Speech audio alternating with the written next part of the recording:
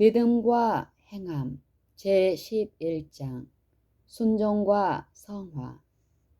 그리스도께서 너희를 사랑하신 것 같이 너희도 서로 사랑 가운데서 행하라. 그는 우리를 위하여 자신을 버리사 향기로운 제물과 생축으로 하나님께 드리셨느니라. 에베소서 5장 2절.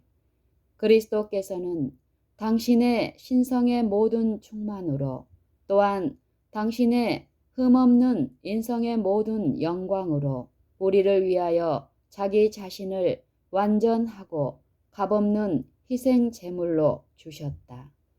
그러므로 그분께로 가까이 나가는 모든 사람은 마치 자기 자신만을 위해서 값을 지불하신 분처럼 그분을 받아들여야 한다. 모든 사람이 아담 안에서 죽은 것처럼 모든 사람이 그리스도 안에서 살게 될 것이다. 왜냐하면 순종하는 자들은 불멸의 몸으로 일어날 것이고 범죄한 자들은 죽음, 곧 저들이 율법을 범한 것에 대한 형벌을 받기 위해 죽은 자 가운데서 일어날 것이기 때문이다. 하나님의 율법에 순종하는 것이 성화이다. 이 문제에 대해 마음속에 잘못된 견해를 가지고 있는 자들이 많이 있다. 그러나 예수께서는 당신의 제자들이 진리로 거룩하게 되도록 기도하시면서 아버지의 말씀은 진리니이다 라고 덧붙이셨다. 요한복음 17장 17절. 마치 순종이 계속적인 것처럼 성화는 순간적인 것이 아니고 점진적인 과업이다. 사단이 우리를 계속적으로 유혹하고 있는 한 자아 정복을 위한 전쟁은 계속해서 치러져야 할 것이다. 그러나 순종을 통하여 진리가 영혼을 거룩하게 할 것이다. 진리에 충성하는 자들은 그리스도의 공로를 통하여 변하는 모든 생활 환경에 의해 꼴지어지게 된 성품의 모든 약점들을 극복하게 될 것이다. 사단의 미혹과 함정. 많은 사람들은 그들이 성화되었기 때문에 죄를 지을 수 없다는 입장을 취해왔다. 그러나 이것은 악한 자의 미혹의 함정이다. 죄악으로 빠뜨리는 위험이 끊임없이 존재한다. 그래서 그리스도께서는 시험에 들지 않게 깨어있어 기도하라고 우리에게 경고하셨다. 만일 우리가 자신의 약점을 깨닫는다면 우리는 자기를 신뢰하고 무모하게 위험에 노출되지 않을 뿐 아니라 오히려 우리의 힘의 근원이 되시는 우리의 의이신 예수님을 찾을 필요를 더욱 느끼게 될 것이다. 우리는 우리의 한정된 약점들을 절망적으로 느끼면서 회개와 뉘우침으로 나아가 우리가 매일 그리스도의 보혈의 공로를 적용해야 한다는 것과 우리가 주인이 사용하기에 적합한 도구가 되어야 한다는 것을 배우게 될 것이다. 그리하여 우리가 하나님을 의지하는 동안 우리는 진리를 대적하는 것으로 발견되지 않고 언제나 의를 위해 설 수 있게 될 것이다. 우리는 성경의 교훈을 굳게 붙들어야 하고 사람들이 말하고 행동하는 세상의 관습과 전통을 따라서는 안 된다. 오류들이 생겨나 성경의 진리처럼 가르쳐질 때 그리스도와 연결된 자들은 목사가 말하는 바를 신뢰하지 않고 신사적인 베레아 사람들처럼 그것이 그러한가 알기 위하여 성경을 매일 상고할 것이다. 그들이 주님의 말씀이 무엇인지를 발견하면 그들은 진리의 편에 설 것이다. 그들은 이것이 길이니 너희는 그리로 걸어가라고 말씀하시는 참 목자의 음성을 듣게 될 것이다. 그리하여 그대는 성경을 그대의 고문으로 삼도록 교육받게 될 것이며 낯선 자의 음성은 듣지도 따르지도 않게 될 것이다. 두교훈. 영혼이 순결해지고 고상해져서 하늘 왕국에 적합해지려면 반드시 배워야 할 두 교훈, 곧 자기 희생과 극기의 두 교훈이 있다. 어떤 사람들은 다른 사람들보다 이 중요한 교훈들을 훨씬 쉽게 배운다. 그들은 주께서 온유와 사랑으로 그들에게 주시는 단순한 훈육으로 연마되기 때문이다. 다른 사람들은 정결케 하는 불이 그들의 마음에서 교만과 자기 신뢰, 세속적인 정욕과 이기심을 정하게 하고 그들이 그리스도의 은혜를 통하여 승리자가 되고 진정한 품성의 순금을 드러내기 위하여 느긋한 고난의 훈육을 요구한다. 하나님의 사랑은 영혼을 강하게 할 것이며 우리는 그리스도의 보혈의 공로를 통하여 유혹과 시련의 불꽃 가운데서도 상하지 않고 서게 될 것이다. 그러나 우리에게 지혜와 거룩함과 구속함이 되시는 우리의 의, 그리스도 외에는 어떤 도움도 효력을 나타내지 못할 것이다. 참된 성화는 단지 전심을 다하여 하나님을 사랑하고 그분의 계명과 규례에 흠 없이 따르는 것이다. 성화는 감정이 아니고 모든 정욕과 욕망을 하나님의 영의 지배 아래 두게 하는 하늘에서 온 원칙이다. 그러므로 이 일은 우리 구주를 통하여 이루어진다.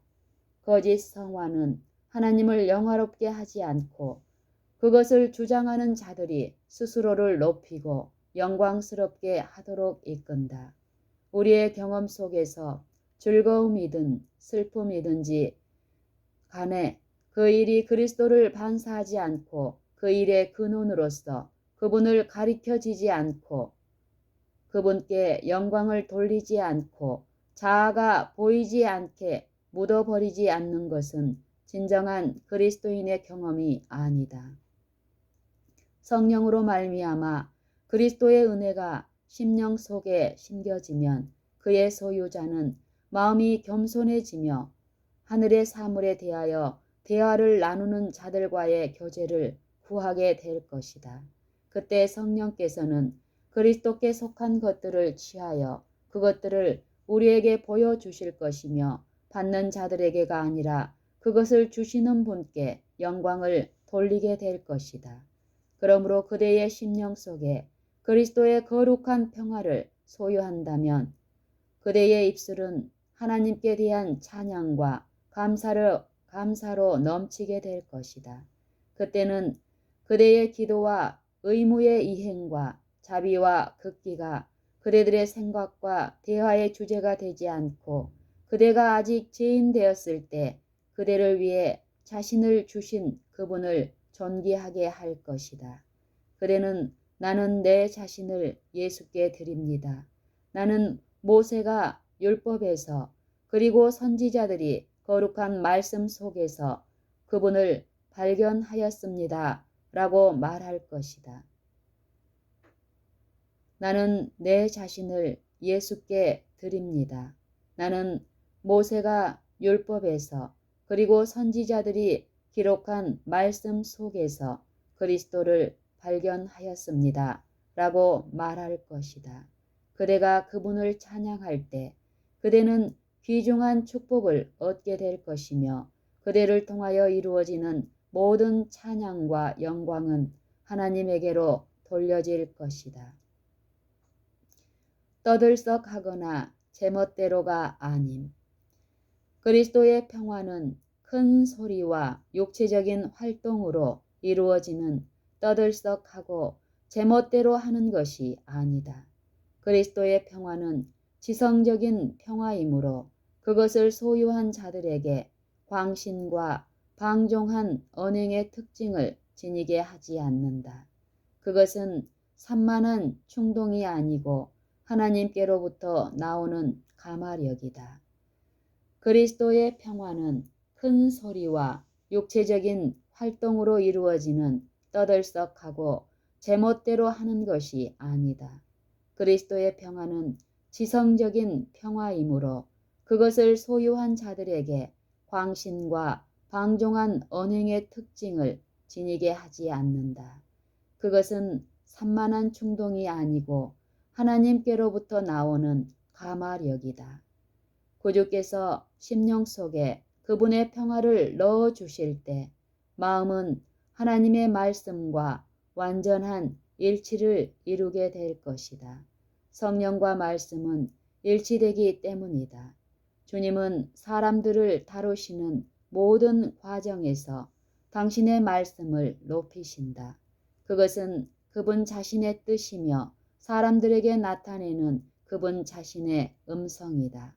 그러므로 그분의 말씀으로부터 나오는 것 이외에는 그분의 자녀들에게 알려줄 어떤 새로운 뜻과 새로운 진리가 없다. 만일 그대가 하나님의 말씀에 분명한 지시와 일치되지 않는 어떤 놀라운 경험을 갖게 된다면 그대는 그것을 의심해 보는 것이 좋을 것이다. 왜냐하면 그것의 근원이 이로부터 온 것이 아니기 때문이다. 그리스도의 평화는 성경이 나타내는 예수님에 대한 지식을 통하여 온다. 만일 행복이 하나님의 근원으로부터가 아니라 바깥의 근원으로부터 온다면 변하는 환경처럼 변할 수 있는 것이 될 것이다. 그러나 그리스도의 평화는 변하지 않는 영구적인 평화이다.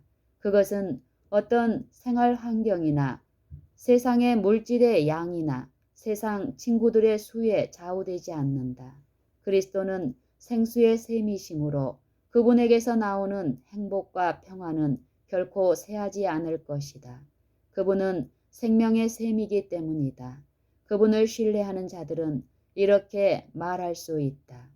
하나님은 우리의 피난처시요 힘이시니 환난 중에 만날 큰 도움이시라.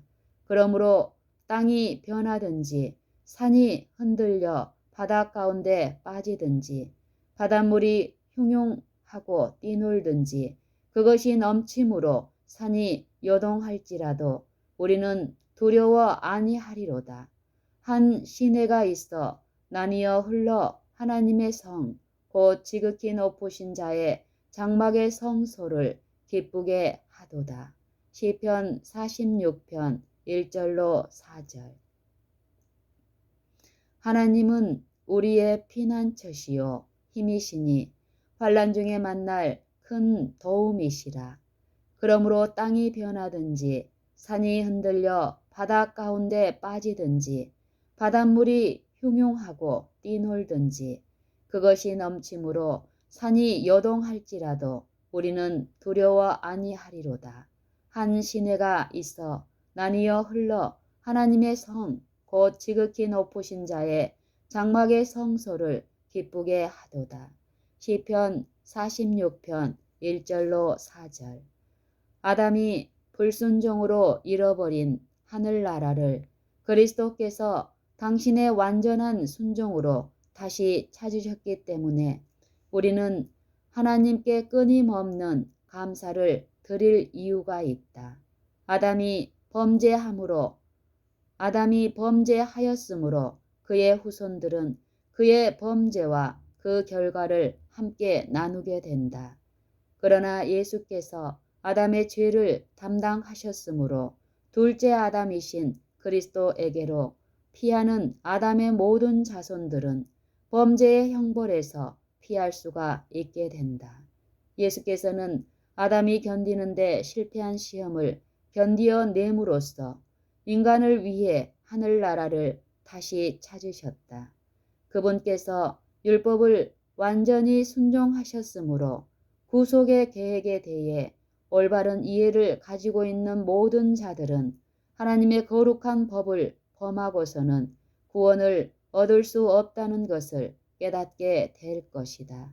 저들은 율법을 범하는 일을 그치고 그리스도의 공로를 통해서 우리들에게 이루어지게 된 하나님의 약속을 굳게 붙잡아야 한다.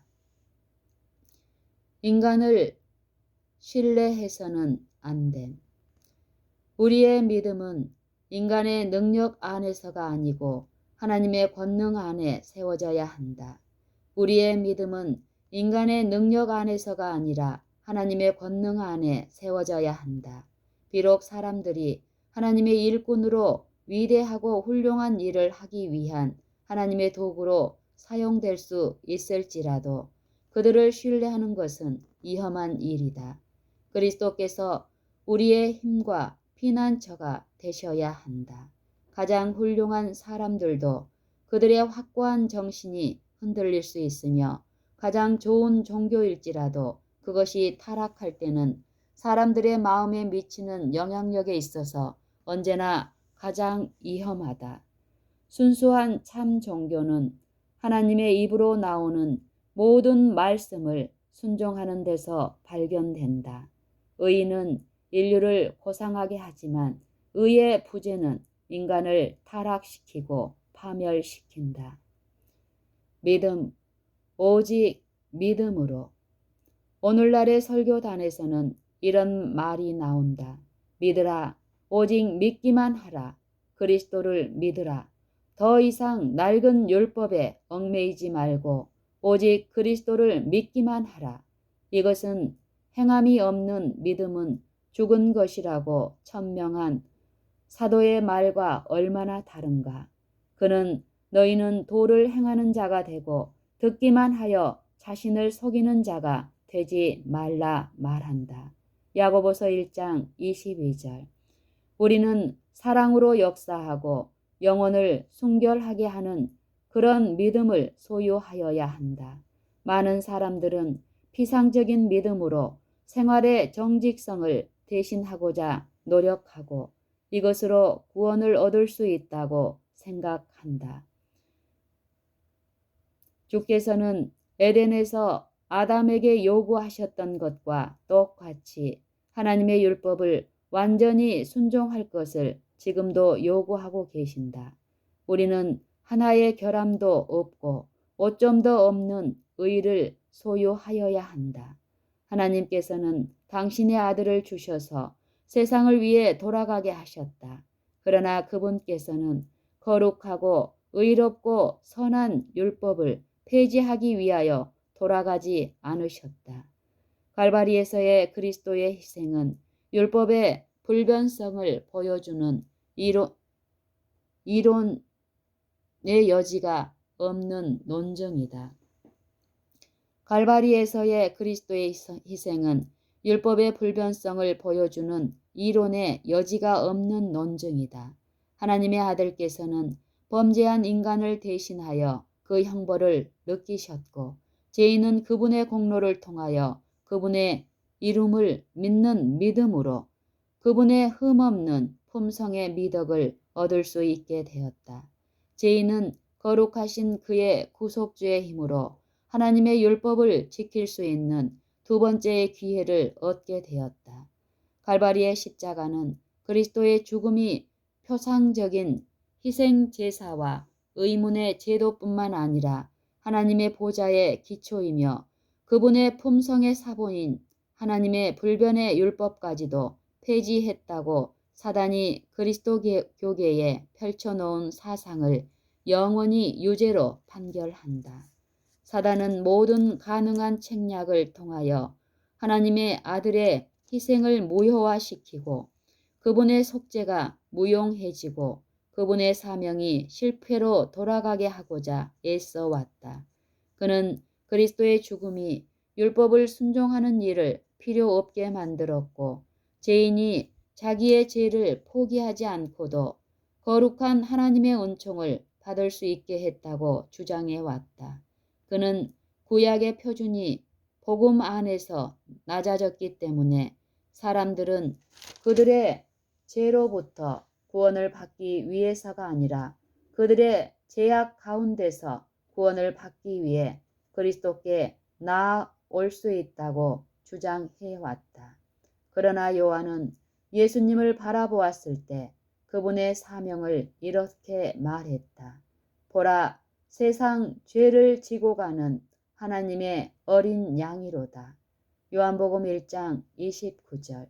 모든 회개하는 영혼들에게는 기별이 주어져 있다.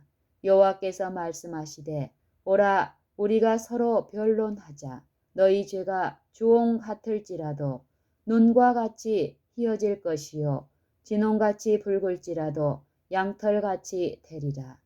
이사야 1장 18절.